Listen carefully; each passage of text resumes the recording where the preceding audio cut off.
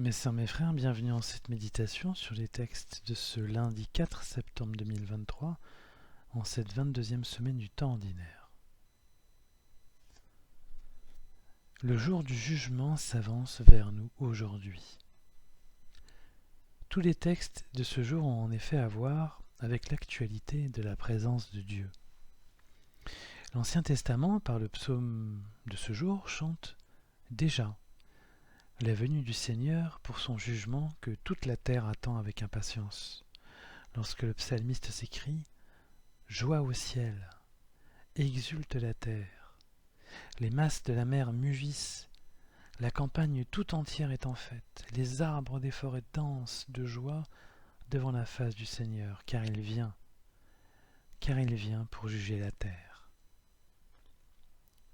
Le jugement est une libération, car il est la manifestation complète et réparatrice de Dieu lui-même, qui vient clore un cycle de croissance. Non seulement les humains auront un corps et un esprit renouvelés, mais ce changement concernera aussi les animaux et même les végétaux, ce que dit d'ailleurs l'apôtre Paul dans une lettre. Toute la terre est grosse de l'attente de ce jour. Du temps du ministère de Jésus, il est dit dans l'évangile du jour que tous dans la synagogue avaient les yeux fixés sur lui. Une fois la lecture faite du prophète Isaïe par Jésus disant que l'Esprit du Seigneur est sur moi parce que le Seigneur m'a consacré par l'onction. Les auditeurs ont été frappés par l'actualité de la parole de Dieu, par sa présence en la personne de Jésus-Christ. Ils ont eu par l'Esprit Saint la clairvoyance soudaine que le règne de Dieu s'est approché et s'est même établi en la personne de Jésus. À cet instant précis, dans la synagogue, la présence de Dieu était complète. Et Paul, en s'adressant aux Thessaloniciens dans sa première lettre, Paul les réconforte sur la mort, en leur rappelant la résurrection de Jésus-Christ et en leur disant que leurs proches et leurs familles pourront, comme Jésus, ressusciter. Pour Paul, ce moment est imminent, car il considère que la parousie elle-même, c'est-à-dire la manifestation définitive de Jésus-Christ par son retour, sera effective de son vivant. C'est dire la ferme conviction de l'apôtre en ce jour du jugement et de manifestation de Jésus-Christ où tout sera résolu. Dans les siècles qui ont suivi, l'idée de parousie s'est éloignée dans le temps chez les théologiens. Mais l'attitude de Paul est digne d'enseignement.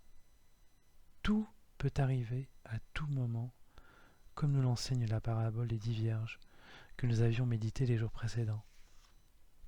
Jésus-Christ va frapper à notre porte cette nuit. La parole de Jésus-Christ a une valeur, non pas seulement pour demain, mais pour maintenant. C'est maintenant que Jésus habite en moi et qu'il me change. Et c'est maintenant qu'il habite en toi et qu'il te change. C'est aujourd'hui qu'il frappe à ma porte et à ta porte pour m'aimer et t'aimer et voir si je l'aime et si tu l'aimes à ton tour, comme il me l'a demandé et comme il te l'a demandé, en aimant les autres comme il nous aime.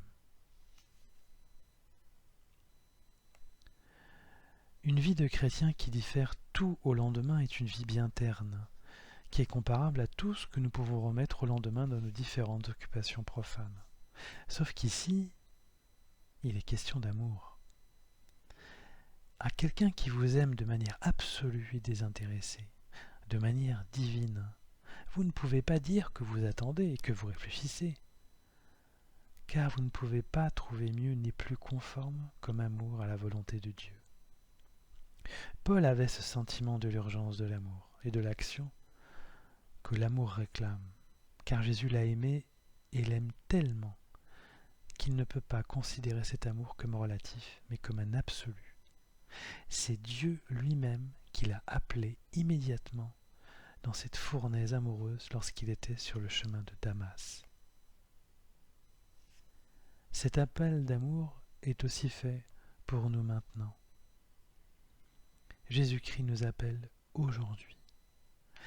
C'est cette nuit que l'époux arrive et qu'il nous demande de changer et de l'accueillir. Notre huile sera tout l'amour que nous aurons mis dans notre lampe pour éclairer nos frères et nos sœurs et les aimer. Il n'y a rien de plus excitant à se dire que l'absolu se fait présence maintenant. Toutes les espérances des prophètes depuis Abraham se réalisent aujourd'hui. Dieu se rend manifeste et palpable maintenant et tout sera résolu cette nuit qui sera faite d'attente patiente. La mort n'aura plus cours, ni l'injustice, ni la méchanceté. Rien de ce qui mine l'humanité depuis ses débuts n'aura plus de valeur ni d'existence. Avec le retour de l'époux arrive l'éternelle et droite justice, et avec elle la paix magnifique qui permettra d'entrer dans une ère d'infinie fraternité et d'éclatante communion. Mes sœurs, mes frères, c'est cela, le jour du jugement. Une présence active de notre Seigneur et Sauveur Jésus-Christ, qui étend ses pouvoirs pour réaliser les résolutions de tout ce qui est en attente sur la terre. Jésus rendra pure la terre, les hommes et les femmes, et de ces nouvelles relations naîtra une autre répartition des richesses qui permettra à tous de manger à sa faim, d'être heureux et de vivre pleinement une vie heureuse et faite d'éternité. C'est cela qui nous attend. Et cette perspective dépasse largement toutes les fausses promesses des charlatans. Puissions-nous rendre présent ce jour du jugement en nos cœurs, pour qu'il resplendisse dans les cœurs des autres.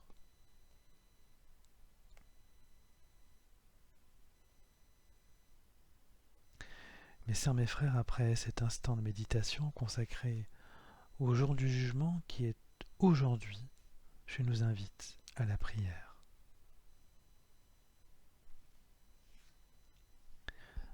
Ô divin Jésus-Christ, je t'attends cette nuit.